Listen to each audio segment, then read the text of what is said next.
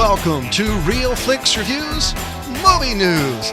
This week we have Jonathan Charney, James Stevens, and Ryan Preston. Black Glove. So this week's, instead of a question, we're going to be discussing one of Ryan's favorite movies, Super. And, well... Oh, you know what? Hold on. We're jumping in on this right now since it's still fresh. I think we're going to jump in this one right now. Now it's like a cat litter in here, man. We wouldn't even hit record or think about a question, and we were already just ripping into this one. So I'm going to rip the Band-Aid off and be like, dude, I don't enjoy the awkward characters after watching The Office. I've seen too much of it, and that's why I'm not a big fan of Rainn Wilson. Thank you. I'm not a big fan of that style. So he's got a hot chick that he was so mortified that she date raped him. She's freaking way out of your league, dude. Enjoy it. You're not getting anything else except for tentacle porn in your hand. By the way, would this make him Rivers slightly touched older brother? No, I wouldn't throw him in that family. I mean, anyways, but that's not my issue. The biggest one, it was just poorly written. I mean, it was like kind of trying to mix in like Napoleon Dynamite and superheroes. Well, look, okay, yeah, sure, awkward character, yeah, fine, but that's obviously what his character was. I don't have the vitriol that you do for a little bit of awkwardness, and nearly is something like he was doing in the Steve Carell was doing. The movie itself played against the awkwardness. It was the story of this guy who actually got so fucking frustrated trying to get his wife back through all this other shit that he just went absolutely ballistic. And his idea of a superhero was to grab a fucking pipe wrench and start braining people who cut in front of him in line. You know, that's one of the most cathartic fucking scenes I've ever seen. So we're mixing and falling down now, and Ichi the Killer. Pretty much. Well, except not as good. To a certain extent, yeah. And I mean, Ichi the Killer. I mean, it's sort of like the dark comedy. You know, obviously a very, very dark comedy. But you can't call this movie comedy. It's not funny. Oh, well, says the guy who fucking hates comedies. Don't do that shit. He picked a comedy, didn't he? I've picked a couple of comedies, but they're not necessarily comedies. You know, I don't get why you like this one so much. Why? Because it was a freaking one. It was actually funny. The just scene by scene, it was some crazy shit. If it wasn't funny, it was like, oh fuck, that was dark. You know, you got Kevin Bacon as a bad guy.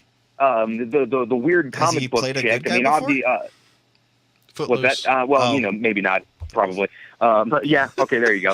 But Ellen Page, you know, the cutest, you know, perpetual 14-year-old of all time. Oh. You know, playing the nerdy comic book chick with the whole reverse rape scene was hilarious. By the way, I did like how she died in that.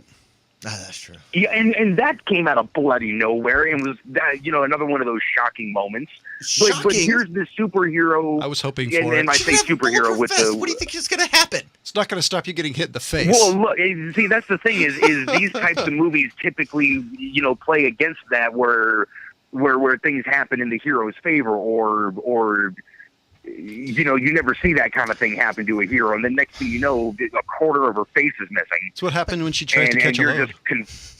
I mean, you know, you're just coming into that one got through. But no, I mean, it was incredibly well acted on all sides. You know, you're more actors than a movie like this would usually get. I mean, between Liv Tyler, freaking Michael Rooker, Rainn Wilson, Ellen Page, Kevin Bacon. I don't even think the acting was that great. I've seen better acting in a phone book, man. Acting was definitely good, but you mean on point, literally? I mean, what? I didn't think the acting was that great. I mean, for what it was supposed to be, I don't know. I didn't give a shit about any of the characters. That's my thing. If I don't give a shit about the characters in television or movies, it's over for me. And I didn't give a shit about it because I figured, dude, you got what you deserve, and then you got something you didn't deserve, and then you lost that too. So screw you. Take yourself out. Let's end the movie in 45 minutes. So with that being said, you're going to have to save we're this doing movie conversation. news now? We're going to have to save this conversation for next week. I think this might be a continuing thing we're going to do in the show. It has been continuing for like 3 years now. Well, no, I meant we're going to be talking about the movies we've done in the past. I think we'll save Ryan we're going to undue do Buffalo harassment. 66 too? Maybe. So, the most interesting thing that I've read is Cars 3 knocked Wonder Woman off the number 1 Really? position this weekend, which I thought was interesting Well, considering how big of a hit Wonder Woman was and how much, Yeah. It was because the but freaking just feminazis were the standing out in sheer- front and chasing the guys off. Well, Cars But 3... the sheer number of 5-year-olds who are going to go see Cars, and all the parents who are also going to go see Cars because they liked the first one. I fucking liked the first one. Well, the Yeah, the interesting... movie's going to make $1 trillion. The interesting thing is Cars 3, I didn't see a lot of advertisements for it I didn't either. anywhere. So I didn't even know it came out. the fact it came out to me was kind of like, oh, wow. Because Yeah, I've been seeing them around lately. with Wonder Woman was fucking everywhere. You couldn't go anywhere without seeing, this chick pull out a sword out of the back of her dress or something, which apparently is now a meme because it's been all over Facebook. Okay. You haven't seen it? So she To wears me, it's like the most perfect one screenshot of all time, though. You mean her and the sword? Ryan? Ryan? Mork calling Orson. Mork calling Orson. Yeah, I'm here. Oh, so what did you say? Here, idiots. So, I was saying that's the most Wonder Woman thing of all time with the sword and the dress. oh no, I totally Like, agree. okay, sure, I'll dress up for you, but I'm still keeping the sword. I am wondering if they're going to show how to defeat her, which is simply, according to the older comic books, binding her wrists. Made her helpless. Yeah. Well, the original Wonder Woman was basically created as S&M. kind of an homage to the bondage thing. S&M. Which is weird, is because she had that weakness up until the 80s. I didn't really follow the cartoon or comic books or anything in the 90s and up, but I know up until the 80s. Yeah, probably till the first time a woman read the comic book and was like, "I'm sorry, what the fuck?" Right? Got an interesting thing about John Landis says the Dark Universe isn't respectful of the monsters. What do you guys think of that? Does that necessarily matter? Yeah. I mean, to a certain extent. Obviously, I haven't seen the movie. I don't know in what way he means that. Yeah, I was kind of wondering that too. Yeah, I mean, if anything, you have to be respectful to the monsters. I mean, obviously, it's a human story. It's the man versus whatever the monster is. But it's the reason that we all went to go see him was because of the monsters. Give a shit about Tom Cruise running around. Well, my biggest question is, what does he mean by not respectful? Does he mean it has to be the old-fashioned monsters? It can't have any depth to it besides me kill? Or does this monster have more, a little bit more character to it? I want to know exactly what he means. Well, by I don't think that somebody's going to say it's disrespectful to give something more character. But if you're just using these random little MacGuffins to move story along and kind of throwing in these weird, I can see how that would irritate me. Honestly, with what I've seen of the trailers, that's my biggest thing I'm thinking it is. It's a Tom Cruise movie, so it's a bunch of gags to try to tell a story, because that's all Mission Impossible is. Well, it's usually a bunch of gags to make Tom Cruise look awesome. And tall. And like a That's an just Olympian. camera angles, buddy. Or sorry, train harder than a I mean, hey, but he can ride a motorcycle like a motherfucker, though. Because it's in every single contract he's in. Must have motorcycle scene. Or if there is a motorcycle scene, it's without a helmet so people can see that it's me. What nobody can see is he's really riding those mini sport bikes that were really popular like 8 years ago. I don't know enough about his bike to know what he's Total riding. dead silence on that one, John. Because I was waiting for Ryan Yeah. and the thing cut out. So an interesting. I have no idea. So Big Trouble in Little China is getting a sequel, but not in the way you'd expect. I'm not quite Because sure. I've always been expecting a sequel to that movie. Are you being sarcastic or honest? Yes, I'm being sarcastic. I'm trying to figure out why. I mean, don't get me wrong. I liked the movie, but This movie was literally the perfect, one-hit wonder. Because we all see what happened when Snake Plissken got a second movie. Well, I mean, how many? Yeah, I know, right? Oh my God, seriously. Want to talk about from just like the coolest cult movie of all time to like, wait, what? Yeah, I think this movie should. I think what they should do is scrap it, write a different movie that doesn't have. Honestly, I like the movie, but it's like there's nothing in my. I like Snake Plissken. The character in this movie is. Yeah, well, I mean, dude, how many, like you said, how many one-hit wonders have had sequels lately? Just because, like, hey, people liked this movie back in 1993. Let's fucking do a sequel. ID4.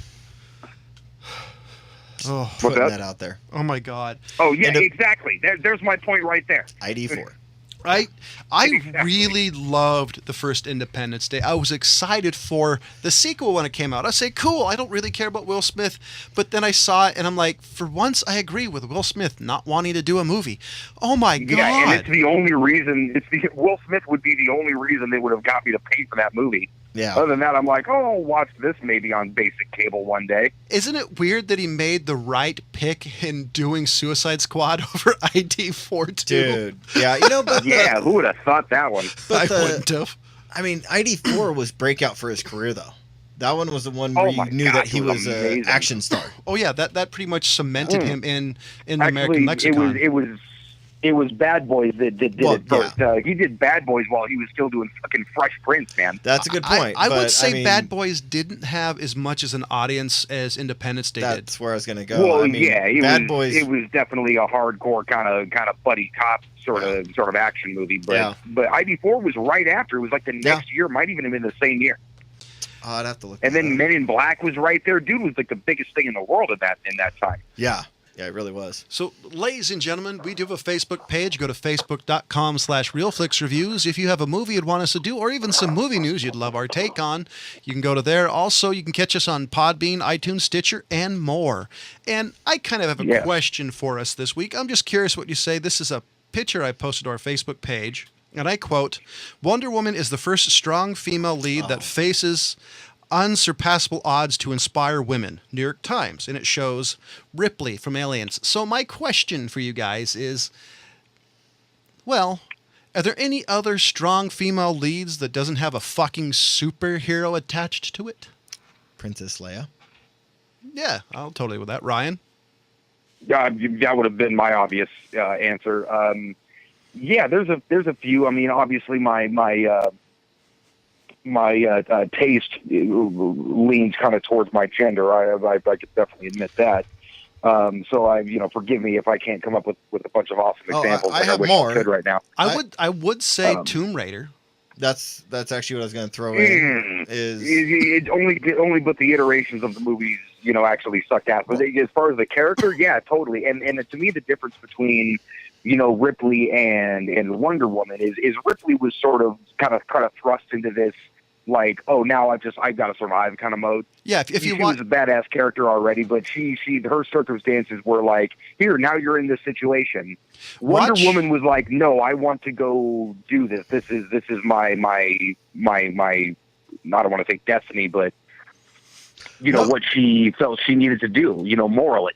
Well, I'm even going to throw out there, you got not all of them, but quite a few Mila Jovovich films. The first Resident Evil. Definitely. We won't talk about the other ones. But even still, she was a fierce leader. Yeah. And in the other one, she was the... I would say Michelle Rodriguez character in Fast and Furious. Yeah, I was also going to throw Mila Jovovich out there for Fifth Element. Oh, yeah. Another one. She even protects Bruce Willis. How many people have you seen protect Bruce Willis? None. Yeah, for sure. Her. Leela was badass. Yeah, so I mean, you got quite a few, and then we can even jump into TV shows. You got, Xena. I'm not a big fan of the show, but that was a big one. You got X-Files. You have quite a few of the Star Trek series that had strong female character roles. Even the really big one, like Aliens. That's an obvious one. And then we can even go into Terminator. Oh yeah, I forgot about that one. Ton of strong female roles. Yeah, definitely. I mean, there definitely are examples. Obviously, not nearly as much as there are, but obviously the strong female leads that we're bringing up is still kind of in our wheelhouse of, you know, action movies. So our idea of a strong woman is one out there, you know, holding guns and kicking ass, which, hey, Well, is that's kind badass. of what Wonder Woman's doing, except for with a sword and a lasso. Yeah, totally, and she's a warrior, absolutely. Like I said, though, she was making sort of the moral choice, you know, the stronger choice that nobody wanted to make, you know, out of fear or whatever the motivations were, but. You know, so that was respectable. I mean, obviously, we can get into movies like Hidden Figures or something where, you know, but that's obviously a real life example. We're talking about a fantasy world where, I think anybody I would want to be able to fly and kick ass. I mean, I'll even throw out there V for Vendetta. Oh, hell yeah. And then I would even throw this one in there too, Leon the Professional. How about a young, really young 12-year-old that grows into a strong character with a backbone? This is why Natalie Portman has kind of nailed her career that direction too. She plays amazing women. Yeah. She just recently did play Jackie Onassis. You know, and I think it was called Jackie, wasn't it? I think it was Jackie O. That's something why something like that. That's why this thing kind of bugged me a little bit. Is like there's a lot of strong female characters. Now you could say that there's a lot of strong female characters that definitely show their sex. There is definitely a lot of strong female characters like, you know, that they'll highlight her boobs or this and that. But it kind of bugged me enough. It's like, man, you guys aren't even reaching into the pool to pick out a strong female character. Ellen Ripley, in my opinion, it's like, how could you not pick that character? In my opinion, I thought she was the better lead character. It's because she was literally thrown in deep shit, didn't have a choice, and had to fight for her life in order to survive. Yeah. I think she's a much better character than Wonder Woman, and I'm a comic book fan. Hell, we can even throw in the original Halloween. I disagree. Yeah, but again, I disagree just again on the sole fact of somebody making the choice. We would all make the choice to survive, right? Yeah. Well, I mean, probably most of us, except for anybody in the Bay Area. One would hope.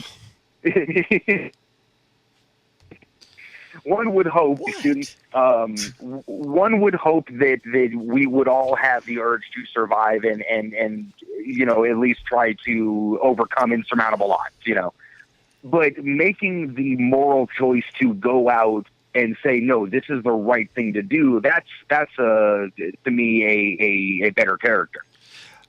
See, the only thing I'm curious on is I don't know a lot of male lead roles that do that choice, though. That's not exactly a common trope in movies. Every other comic book movie.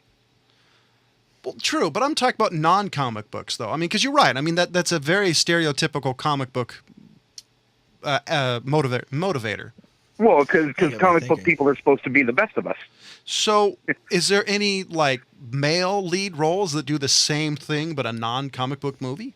That's what I'm thinking. I know. I mean, dude, I'm sure I could come up with 1,000 examples if you give me. Falling down? What? Yeah. I'm trying. I didn't realize he was trolling there because I was like, I want to hear the logic behind this. I know, right? Because he's falling down. He's doing what everybody wants to do, but you know, morality in society stops you from doing it.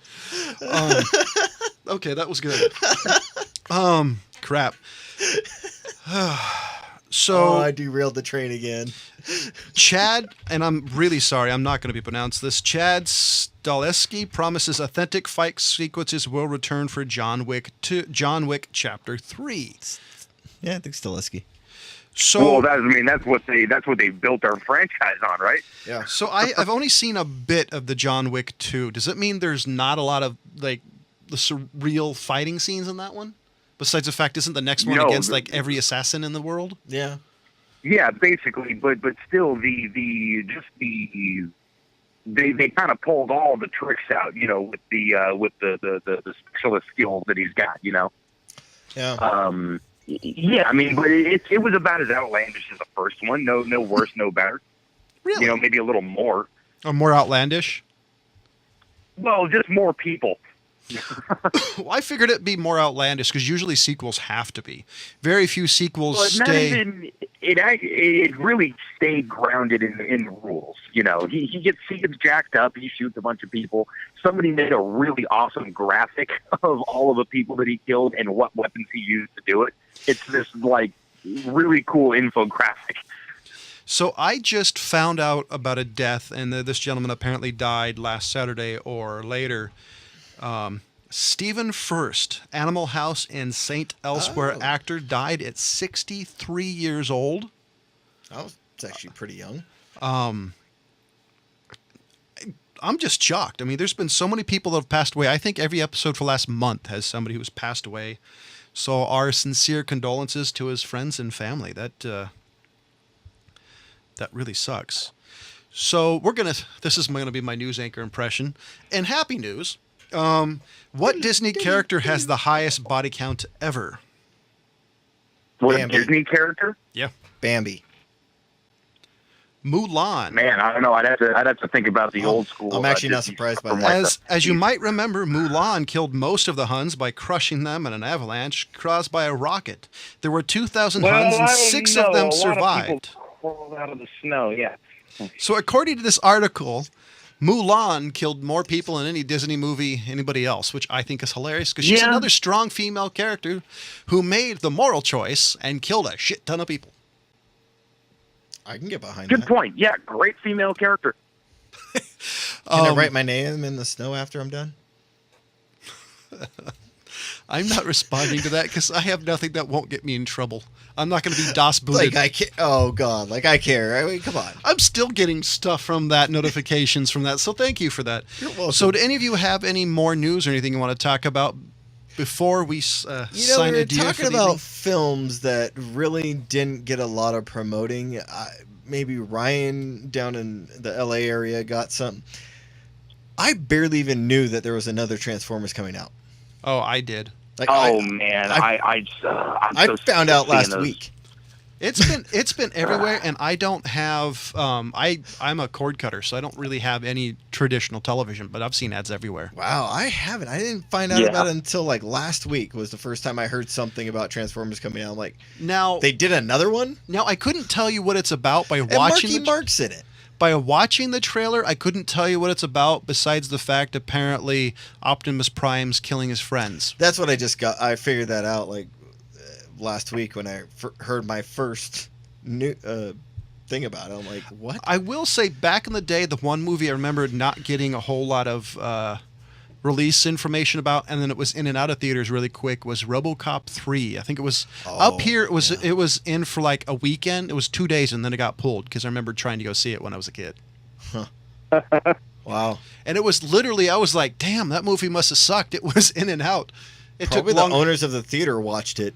and it was Like, we're not putting this shit up on the big screen. it took longer to put the movie in the reels than they played it. Jeez. Yeah, because it's Oh, wow. as far as RoboCop movies go, RoboCop 3 was like the Disney version of RoboCop was happening later. They actually made a TV show after RoboCop, which was kind of weird. It was a cool show, but we're the happier, friendly RoboCop. We don't kill people as violently. They just should have just actually put their money into a third season of Sledgehammer. Right? Oh, I just thought of something. I have an idea of a TV show I'd love to see a reboot on, and I think they could pull it off, would be Alien Nation. Oh.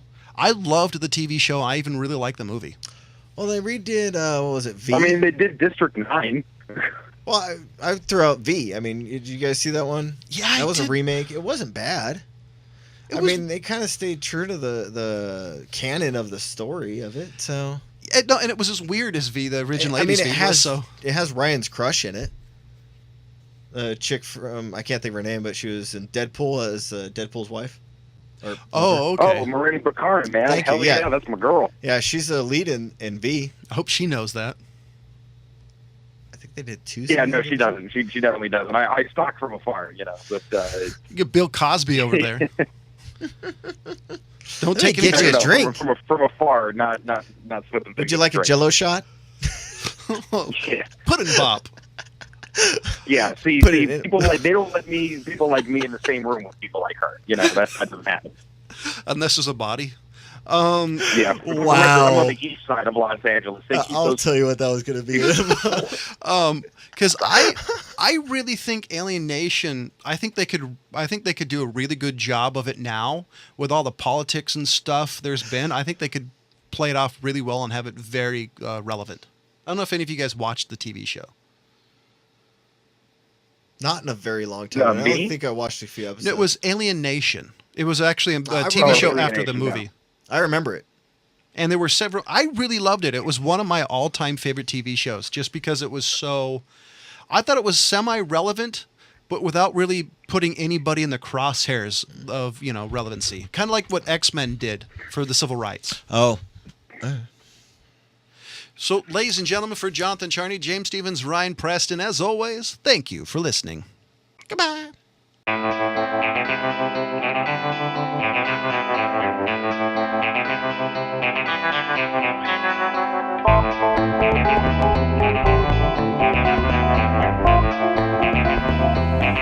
Thank you.